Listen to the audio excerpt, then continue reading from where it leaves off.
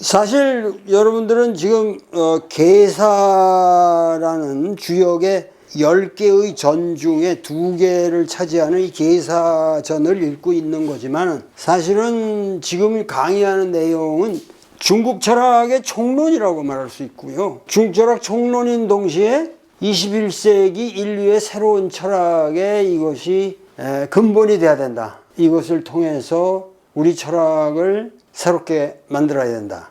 지금 만해의 시를 가지고 이렇게 해설을 해가면서 역사를 쭉 보고 있는데 요게 끝나면은 시경을 바로 들어가서 평생 내가 고전을 하면서 제일 번역하고 싶었던 게 사실은 시경이었거든요. 그리고 시경은 제 처가 거기에 일가견이 있는 아주 대학자이기 때문에 제 처하고 이제 같이 하려고 그러고 있는데 공저를 하려고 기획을 하고 있는데 오늘 제목이 딱 떠올랐어요.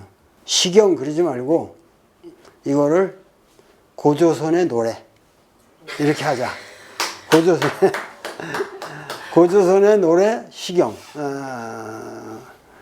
중국 사람들은 동북공정 한다고 그러는데 우리는 중국 고전에 대한 우리 공정을 해야 됩니다. 그게 말이 안 되는 거고 얼마든지 고조선의 노래로 우리가 만들 수 있는 거거든요. 그리고 고조선의 영역을 나나로 본다면은 얼마든지 이 시대 이 분위기에 그리고 우리 민족이 원래 노래를 좋아하는 민족 아니에요. 음주가물 하는 게 노래 잘 부르고 춤 잘 추고 이게 세계적으로 대단한 민족인데 그 노래의 원형을 찾아볼 수 있을 것이다. 이제는 그 학문이 편협한 어느 그 시간 공간의 구애에 대해서는 아니 된다.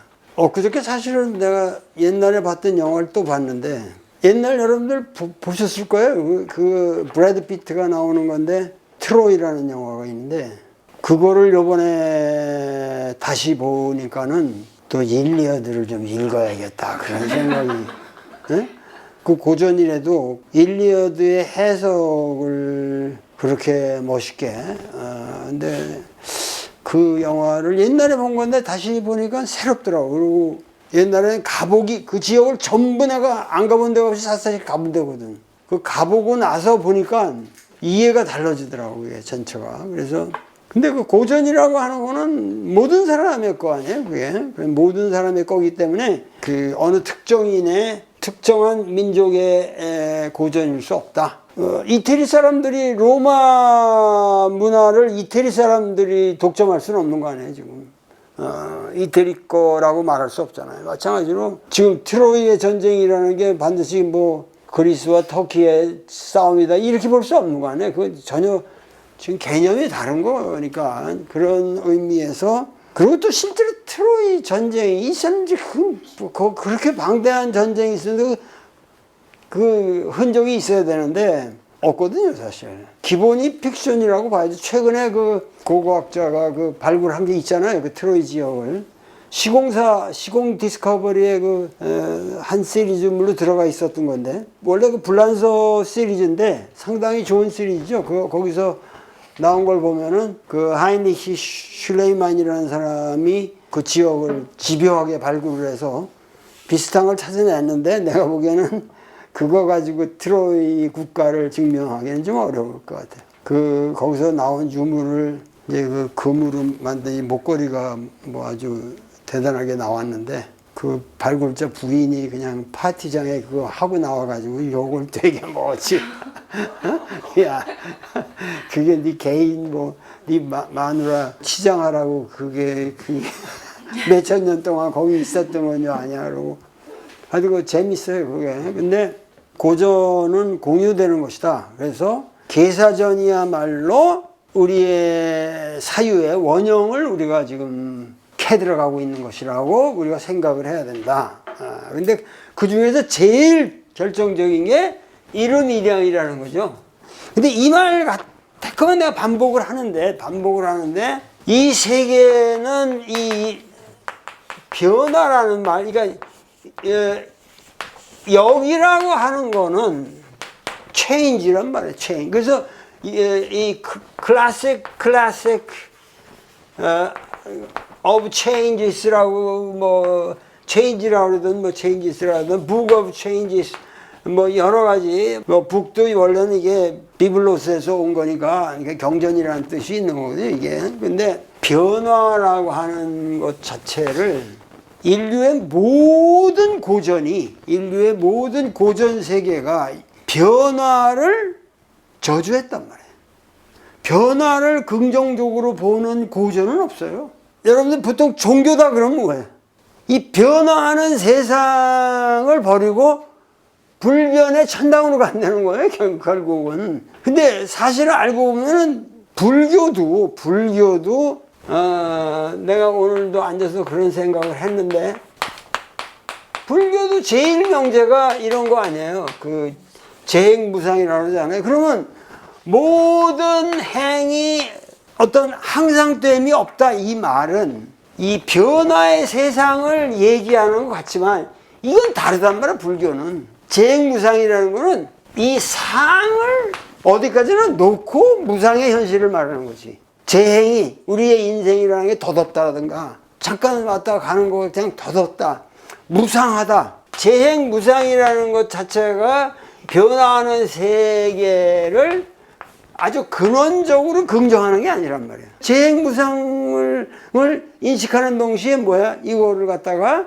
상의 세계로 어떻게 우리가 가느냐는 거예요. 항상. 근데 그 방식이 기독교하고는 전혀 다른 거지만 마인드의 문제로 가는 거지만 하여튼 그러니까 모든 철학이 종교와 철학이라든가 문학이라는 거 이건 다 동통됩니다. 그것이 변화하는 세상을 부정하는 거예요. 부정하는 거란 말이에요. 타고르라는 사람이 있잖아요. 타고르라는 사람이 있는데 우리나라가 이제 일본 놈들한테 나라를 잃고 난 3년 후에 1913년에 노벨수상을 한단 말이에요. 노벨문학상을 수상한단 말이에요. 근데 이 노벨문학상이라는 게 동방인에게 그러니까 지금은 노벨상 뭐 받았다 그래서 뭐 우리 때는 뭐 노벨문학상 받았다 뭐 그 책방은 뭐 그냥 난리가 나고 우리 어머니도 그냥 노벨상 탄 문학책은 그거는 매년 보셨거든. 그러니까 우리 집에 노벨상이 쫙 있었어요.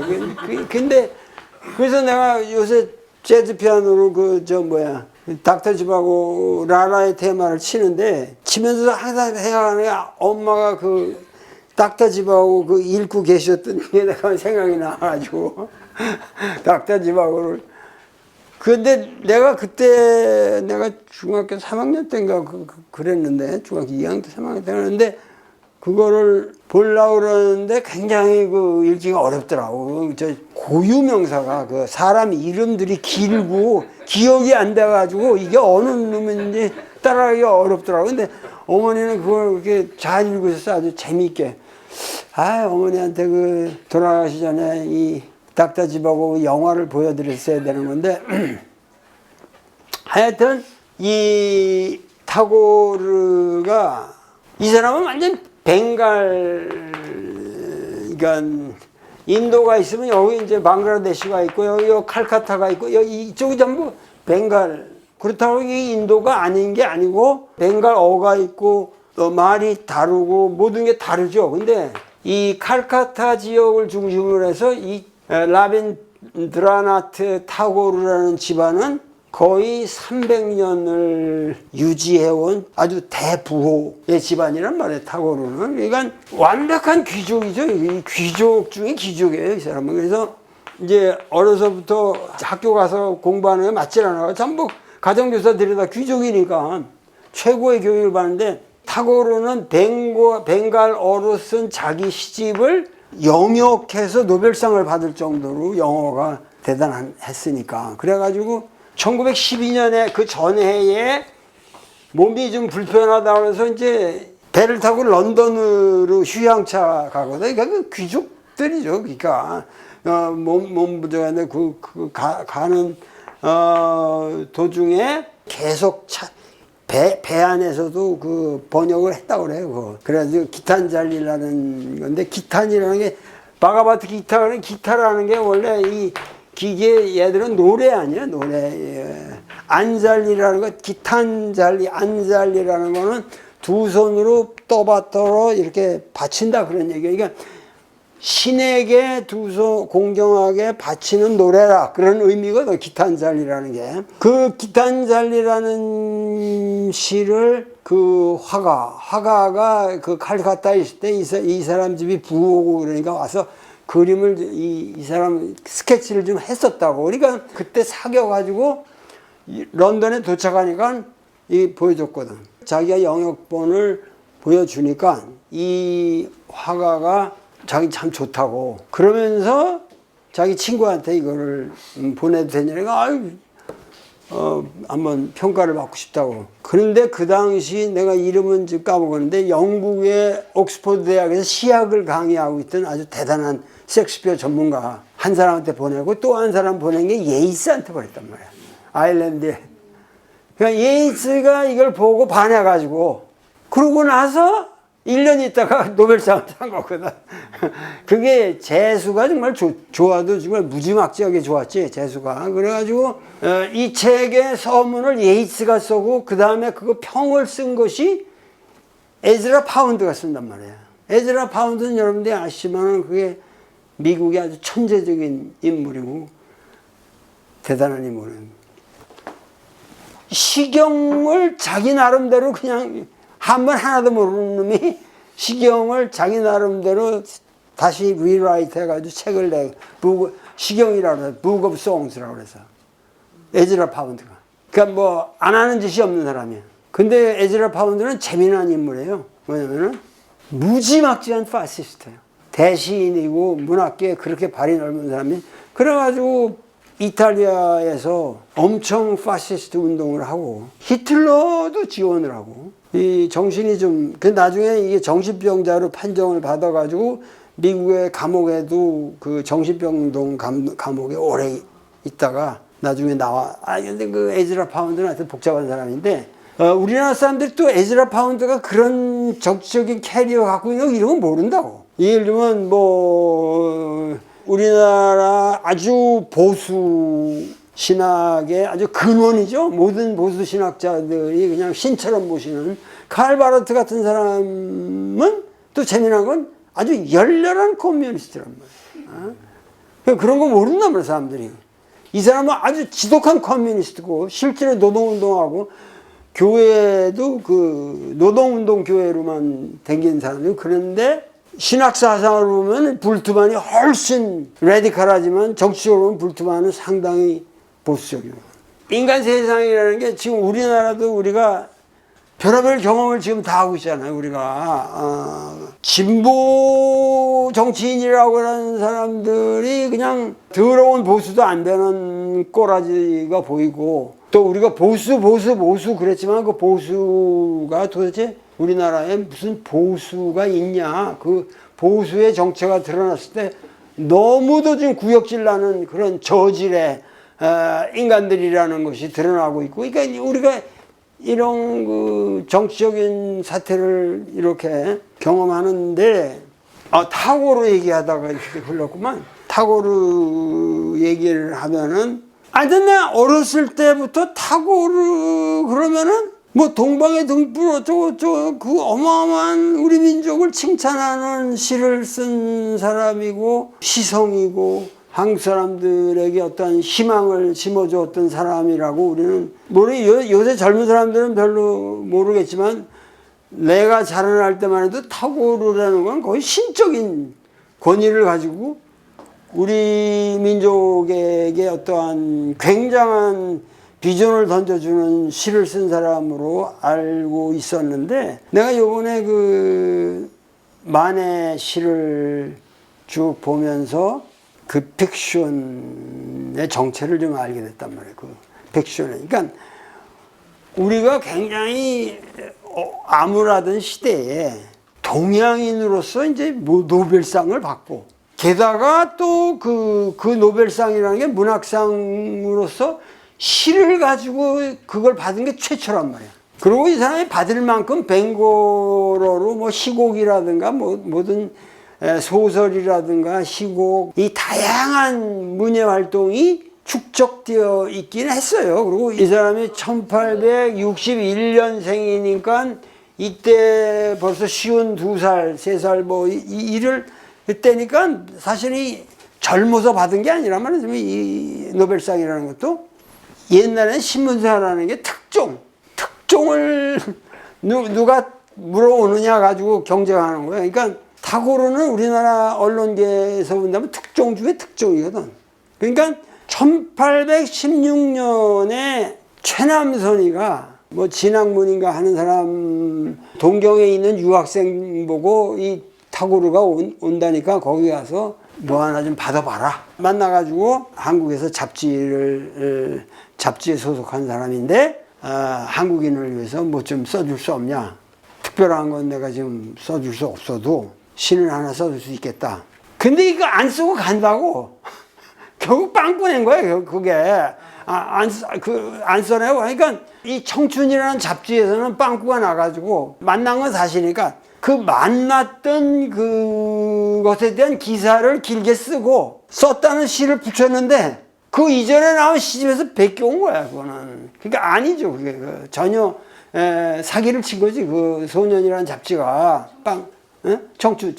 청춘이니까. 그래서 이제 나중에 1929년에 세 번째로 이 타고르가 일본을 방문을 하게 되는데 그때에 주요한이라는 사람이 편집국장으로 동아일보 편집국장으로 있을 텐데 그 온데니까 가봐라 그래도 지국장을 그 동아일보 지국장이 있어가지고 지국장이 간단 말이에요. 가가지고 만나 그것도. 근데 이때는 이 사람이 카나다의 빅토리아로 떠나던 강연 초청을 받아가지고 카나다로 가던 때라서 요코하마에 또 하룻밤밖에 못 묵고 거기에. 그때 기적적으로 만나긴 만난 거야. 이태로라는 사람이었는데 그 이태로가 이제 한국에 초청을 우리 동아일보에서 하고 싶다. 그러니까는 갈 수는 없겠다. 내가 도저히 여러 가지로 해서 갈 수는 없으나 내일 아침에 요코하마에서 내가 비서한테 시를 하나 남겨놓고 가겠다. 그렇게 해서 받은 쪽지가 지금 유명한 이 동방의 등불이라는 이 시라고. 대학로에 동상하고 거기 새겨져 있는데 이게 1929년 4월 2일자로 주요한 편집국장이 번역을 해서 동아일보에 실려요, 이렇게. 동아일보에 이렇게 실리는데 이걸 보면은 In the golden age of Asia, Korea was one of its lamp bearers. And that lamp is waiting to be lighted once again for the illumination in the east. 이 사람 번역한 게 뭐냐면 일찍이 아세아의 황금 시기에 빛나던 등촉의 하나인 조선. 그 등불 한번 다시 켜지는 날에 너는 동방의 밝은 빛이 되리라 그랬는데 내가 보기에는 사실 이게 개똥 같은 시란 말이에요. 개똥 같은 시예요. 아니 개똥 같다고 말할 건 없지만은 이걸 좀 자세히 오늘날 감각을 가지고 본다면 일찍이라는 제목도 여기 왜 붙였는지 이 사람 번역이 이건 이제 자수를 마치기 위해서 한 건데 일찍이 아시아의 황금 시기에 과거에 그것도 뭐 내가 말하는 고조선 정도로 알고 이 사람이 썼다면 모르겠는데 거기에 빛나던 등촉의 근데 이게 뭐라면 램프 베어러스거든. 램프를 가지고 있는 많은 사람들 중에 하나야. 그러니까 one of the is lamp bearers. 영어로 말할 때 이게 그냥 one of라는 건 관용구 쪽으로 그러니까 관용구 쪽으로 꼭 그대로 많은 사람 중에 하나라는 개수를 나타내는 것만은 아니란 말이야. 그런데 빛나던 등촉의 하나인 조선. 그 등불 한번 다시 켜지는 날에 이게 소극적이잖아. 우리가 그 등불을 킨다는 것도 아니고 예를 들면 아시아를 황금처럼 뭐 빛나게 만든 그 등불 코리아 뭐 이런 의미를 쓴 건데 이런 것들이 여기 다시 한번 켜지는 날에 세계라는 건 뭐냐면 that lamp is waiting 이란 말이야. To be lighted once again 이라고 하고 다시 한번 불이 켜지기를 기다리고 있는 램프. 그러니까 얼마나 소극적이냔 말이야. 이게 그 소극적인. 그러니까 내가 말하는 것은 이게 이 사람 입장에서는 일본과의 관계도 있고 한국이 또 뭐 신문에 날 거라고 그러니까 그야말로 이 지금 이 시를 보면은 하나 거릴 데 없이 가장 안전빵으로 아무것도 모르는 상태에서 한국을 찬양해 준다고 쓴 시야. 이거 기특한 거예요. 타고르가 이렇게 했다는 건. 그런데 지금 내가 여기서 지금 이름이량 얘기하다가 그랬는데, 타고르의 시를 보면은 이름 일양하는 세계의 그 세계를 미묘하게, 그것이 변화의 세계를 그 세계의 어떤 이 생생지라고 하는 이 창조력을 그거를 보는 것이 아니라 이 사람의 시도 보면은 님이라는 거를 갖다가 도우라고 이 사람은 쓰고 있는데 도우라고 쓰고 있는데 이게 완전히 그 초월적인 존재자란 말이야. 그러니까 내가 이번에 느끼는 게 뭐냐면 힌두이즘이라고 하는 거는 기독교하고 하나 다를 바가 없어요. 이 타고르에 다들 이렇게 미쳐 있을 때, 그 타고르의 권위에 미쳐 있을 때 타고르를 그냥 가슴에다 비수를 꽂는 사람이 한용운이란 말이에요. 한용운이 타고르의 시를 읽고라는 시가 거기 안에 들어가 있어요. 님의 침묵 안에. 근데 그 님의 침묵 안에 쓴 타고르에 대한 이 한용운의 생각은 너는 몰라도 한참 모르는 어린애다 이거예요. 내가 얘기하고자 하는 건 이름 일양지도 계지자 서냐 성지자 성야를 지난 시간에 얘기를 했는데 그거를 계승하고 그거를 거기서 받은 그 덕성을 나의 본성으로 형성되어 가는 거라고 그랬잖아요. 그러니까 계지하고 성지하는 이름 일양의 도를 계지하고 성지하는 이런 프로세스. 내가 주겠지만 이런 거 자체를 인도 철학만 해도 근본적으로 달라요. 이게 성격이. 아까 내가 재행무상 얘기를 했지만은 재행무상이라는 것도 결국은 상에 대한 존경이란 말이니 이때 상이라고 하는 건 노자에서 말하는 도가도 비상도의 상하고 다른 거예요. 이 상은. 이거는 완전히 불변의 이 열반 적정에 이 송나라 때 송나라 유학자들이 까는 게 뭐냐면은 열반 적정, 이게 개똥이라는 거거든. 이 열반 적정의 어떤 그 콰이어티즘, 이 적정주의가 이게 뭐냐면 적정주의라는 건 뭐야? 변화가 없는 이 변화하는 시공의 세계랑 떠난 절대적인 경지. 이게 바로 타고르의 시의 세계예요. 타고르의 시의 세계 보면 Thou hast made me endless, such is thy pleasure. This frail vessel thou emptiest again and again and fillest it ever with fresh life. 하고 보기에는 상당히 우리 동방적인 사유로 보이는데 이 사람의 철학이라고 하는 거는 아주 매갈이 없는 거란 말이에요. 근데 그거를 만해가 너무도 날카롭게 지적을 하면서 이건 너무 하수다. 이 만의 통찰력이라고 하는 건 무서워요. 그러니까 여기서 그건 내가 책을 써서 여러분들이 전후맹당을 봐야 좀 이해가 되실 거예요. 지금 내가 저 사람이 좀 너무 근거 없이 과격한 얘기를 하는 것 같다라는 얘기를 할 텐데 만의 시가 너무 멋있어요. 너무너무 멋있다. 근데 여기서 말하는 거는 그냥 우리가 이름 일양 지, 여기 지가 중요한 거야. 응? 이름 일양 지라는 게 과거에 뭐라 그랬죠? 여기서 위도라고 할 때 이 도라고 한다라고 하는데 이거를 지시대명사로 했잖아. 그것을 도라고 말한다. 그런데 최 교수하고 내가 기나긴 토론을 거쳐서 중국 고전을 다 검토해서 최 결론은 뭐냐? 이름 일양 지는, 이 지는 앞으로 붙어야지 뒤로 붙으면 안 된다는 거예요. 이름 일양이라는 말을 지가 붙음으로써 철저히 수로화시키고 동사화시키는 거야. 그러니까 이름 일양, 끊임없이 이름 일양 하는 것, 그것을 도라고 일컫는다. 그러니까 이름 일양을 다시 지시하는 지시대명사가 아니라는 거예요.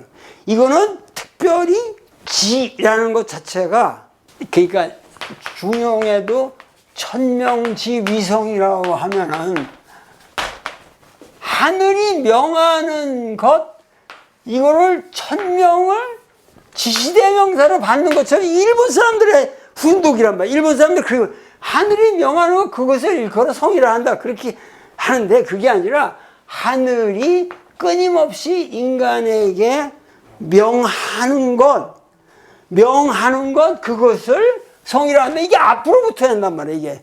그러니까 지라고 하는 거는 항상 지라는 것 자체가 동사적인, 끊임없이 변하는 동적인 세계의 프로세스를 가리키는 독특한 중국말이지, 이거는 일본 사람들은 무조건 이거 지시대명사로 읽거든. 거기에서 이미 잘못된다는 거죠. 그러니까 계지자 선야라고 할 때도 계지자의 지가 뭐겠어요? 이게 말이 안 되잖아요. 이걸 뒤로 붙이면은. 이건 계지라는 것 자체가 하나의 동사지. 그것을 계지하는 거. 그리고 성지하는 거. 다음 시간에 얘기했죠. 인자, 견지, 위지인이라고 했잖아요. 그러니까 여기 견지. 그것을 보고, 그러니까 이게 앞으로 붙어요, 다. 앞으로. 지시대명사로는 여기 들어가 있잖아요. 이것을 일컬어서 인의를 한다. 그렇기 때문에 지라고 하는 것을 우리가 좀 정확하게 이해를 하자. 근본은 뭐냐면 우리 동양 사상은 이름 일양이고, 이름 일양이라는 거는 변화하는 세상인데, 이 변화하는 세상은 어떤 경우에도 부정의 대상이 아니라는 거지. 이거를 여러분들 철저히 이해를 하셔야 된다. 이것이 부정의 대상이 아니라는 거예요. 근데 뭐 타고르가 됐든 간디가 됐든 이 인도의 사상은 근본적으로 선의 경지를 못 온 거예요. 선의 경지를 못 오고, 역시 그 서구라파의 인도 유로피안 랭귀지가 말하는 그런 주술 관계에 의해서 가시라고 하는 존재를 하나의 존재로서 상정하고 있는 거예요. 어디까지나. 그러니까 우리에게 있어서는 이름 일양이 그게 도고, 그것이 바로 하나님이라는 거죠. 그 하나님을 계승해서 그거를 이어서 나의 삶을 운영하는 거를 선이라고 하고, 그러한 이름 일양을 내 몸 안에 포메이션 해가는 거예요. 그런 프로세스가 나의 휴먼 네이처, 나의 성을 이룬다. 그렇기 때문에 이런 것은 이름 일양지 위도 계지자 선야 성지자 성야라고는 이 한마디지만은, 이 한마디에 대해서 여러분들이 좀 깊은 생각을 가지셔야 한다. 오늘 강의는 이것으로 끝내겠습니다.